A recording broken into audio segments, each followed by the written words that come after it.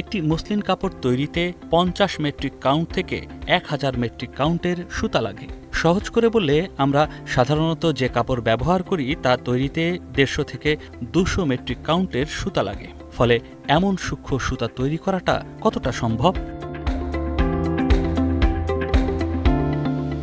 আমি এই পাশে ঢুকছি, আমাদের এলাকার অনেক লোক এগিয়ে ঢুকছে, তখন আমার খবর দিতে তারপরে আমি আসছি। আপনাদের কাজ কতটুকু? শুধু সুতা বানানো? আমাদের সুতা বানানো, আমরা সুতা বানায় দেই, তখন তাঁতিগুলোর কাছে যায়। এটার দাপ আছে 5টা। আমরা বানাই দিলে এটা সিদ্ধ হবে, সিদ্ধর পরে ববিন হবে, ববিন করে তারপরে হানা হবে, হিয়ার পরে ওইব তাঁতিগুলারও। আমি এখানে কাজ করতেছি 3 বছর যাবত। এর আগে কখনো এই কাজ দেখিনি।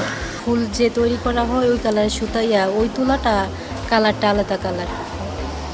আর আমরা যে সুতাটা বানাচ্ছি সাদা, ওটা দিয়ে হচ্ছে শাড়ি তৈরি করা হয়।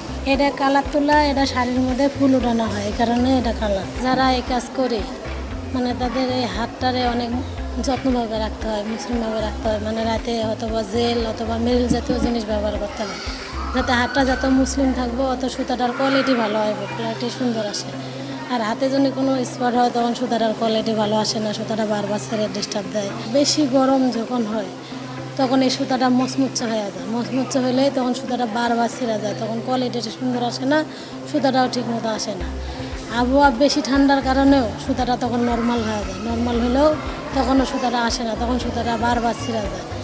যখন আবহাওয়াটা নর্মালও না বেশি ইয়েও না, মিডিয়াম সাইজ থাকে, তখন সুতাটা সুন্দর আসে, সুতার কোয়ালিটিটা ভালো আসে।